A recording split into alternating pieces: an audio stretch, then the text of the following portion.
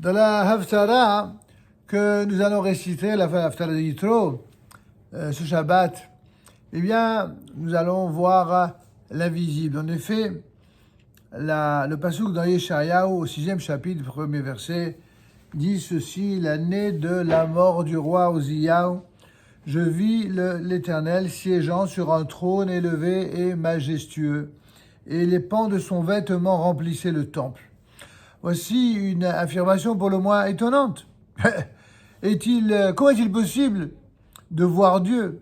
N'est-il pas clair qu'il ne possède aucune apparence visible, comme chacun sait, comme il est écrit dans la Torah? Vous n'avez vu aucune image, comme on le voit dans Sefer Devarim au 4e chapitre, verset 5. Cette question a été posée à Yeshayahu par un homme dont nous aurions pensé qu'il serait le dernier à s'intéresser à ce problème, c'est-à-dire le roi Ménaché. Le roi Ménaché, un homme très particulier. Cet homme était à la fois cruel et sanguinaire, qui fit à son époque couler le sang en abondance. Il s'adressa au prophète Yeshayahu en ces termes: « Tu oses contredire les paroles de ton maître Moshe. Il nous a enseigné qu'il était impossible de voir Dieu. Ainsi qu'il est dit, l'homme ne me verra pas de son vivant. Et toi, tu affirmes, j'ai vu l'Éternel, j'ai vu le Seigneur. Comment toi, pour qui tu te prends, Moshe? Tu dis quelque chose. Tu dis, comment tu te prends, toi, Yeshayahu? Alors, le prophète Yeshayahu, ainsi attaqué par le roi Ménaché, il ne répondit pas. Et le roi Ménaché le fit condamner à mort pour cette expression blasphématoire, parce qu'il a dit « j'ai vu Dieu ». Le prophète Yeshayahu finalement réussit à s'échapper, mais il fut vite rattrapé et il paya de sa vie sa déclaration prophétique, comme on le verra dans la Gemara de Yebamot au Daf 49a. En effet, les prophètes se sont vus mener la vie dure par les enfants d'Israël de leur temps. Pourquoi le prophète n'a-t-il donc pas daigné répondre au roi? Parce qu'il savait bien qu'il était inutile de donner des explications, qui ne seraient certainement pas écoutées. En effet, le roi Ménaché ne se souciait nullement de purisme idéologique, pour reprendre l'expression ici du Rav Aviner dans son commentaire sur la Haftarah, mais il cherchait uniquement un prétexte pour mettre à mort Yeshayahu, lequel, par son rayonnement de sainteté et ses exigences spirituelles, entravait ses projets pervers et criminels. Pourtant, à l'instar du roi Ménaché, le Talmud se pose aussi la question. En effet, comment est-il possible que le prophète Yeshayahu ait vu Dieu alors que Moshe avait affirmé que cela était impossible? Le regard de Yeshayahu est-il plus perçant que celui de Moshe? C'est certes le contraire qui est vrai, note le Talmud. Chaque prophète est défini comme ce qu'on appelle en hébreu un roé, quelqu'un qui voit. Celui qui voit, ou alors quelqu'un qui est hosé. C'est une vision plus profonde de celui qui contemple. Mais le regard de Moshe était assurément le plus juste et le plus lumineux qui n'ait jamais existé chez un homme. Nos sages décrivent ce regard comme étant ce qu'on appelle en hébreu aspaklaria ameira, une sorte de miroir ou de lunette limpide, alors que les autres prophètes regardaient à travers une aspaklaria she'ena ameira. C'est comme une lunette ou un miroir avec un verre dépoli, en quelque sorte. Leur perception n'était donc pas si précise, et c'est justement la raison pour laquelle Moshe, avec sa vision limpide, comprenait qu'il n'y avait rien à voir, alors que le prophète Yeshayahu, dont le regard était relativement confus, il croyait voir quelque chose.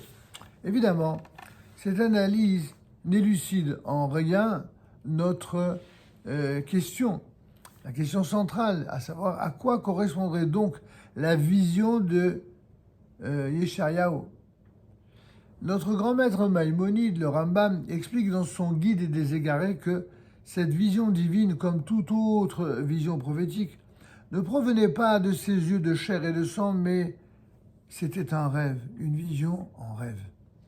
La Torah nous enseigne que, hormis Moshe, tous les prophètes recevaient l'inspiration prophétique en rêve, que ce soit durant le sommeil ou même en plein éveil, dans un état second.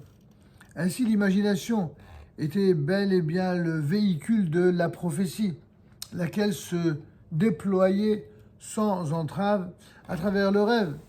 La perception de Moshe était donc différente de celle de Yeshayahu. Elle ne passait pas par l'imagination, mais par l'intellect, et était donc infiniment plus claire et plus précise, comme Maïmonide lui-même en parle dans les lois sur les fondements de la Torah au chapitre 7 à la 6. Pour poursuivre notre analyse, nous pouvons nous référer à une autre révélation divine dans le premier chapitre de Yecheskel appelé Maaseh Merkava, l'œuvre du char céleste. Là aussi, le prophète Yecheskel, cette fois, il voit entre guillemets le Seigneur, mais alors que la description du prophète Yeshayahu tient en 3 versets, eh bien, celui qui est précité en exergue et ces 2 autres, celui précité en exergue et ces 2 autres, eh bien, qui dit des séraphim se tenaient debout près de lui, chacun ayant 6 ailes, dont 2 cachaient son visage, 2 couvraient ses pieds, 2 servaient à voler. C'est ce que vous avez récité dans l'Haftara. S'adressant l'un à l'autre, il s'écriait Kadosh, Kadosh, Kadosh, le fameux Adonai Tsevaot, Saint, Saint, Saint, donc 3 fois le mot Saint, et le Seigneur des armées. Toute la terre est pleine de sa gloire. Le prophète Yecheskel ici nous donne une description infiniment plus large avec profusion de détails. Cela ne signifie pas cependant que Yecheskel était plus grand que Yeshayahu. Au contraire, du temps de Yeshayahu, le peuple d'Israël vivait encore sur sa terre et il jouissait de toute sa santé nationale avant la destruction des temples. Il était donc indépendant, un peu comme Baruch Hashem, nous le voyons aujourd'hui, mais avec en plus, il y avait des dimensions plus nombreuses qui étaient avec le temple. Il était indépendant, et à sa tête régnait un roi d'Israël, tandis que Yecheskel, il vécut pratiquement toute sa vie en exil, et la lumière spirituelle s'était alors sensiblement estompée. C'est ça la différence. Selon nos sages, la prolixité de détails du prophète Yecheskel s'explique grâce à la parabole suivante. Lors du passage en grande pompe d'un roi dans une ville, celui-ci fut décrit tour à tour par un citadin et par un paysan.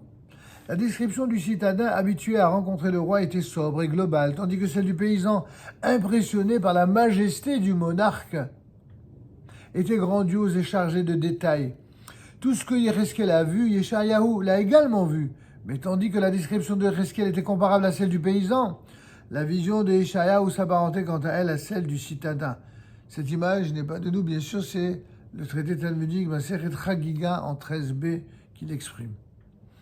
En effet, donc la prolixité ici ne démontre donc pas toujours l'étendue des connaissances, mais peut être justement un signe du contraire.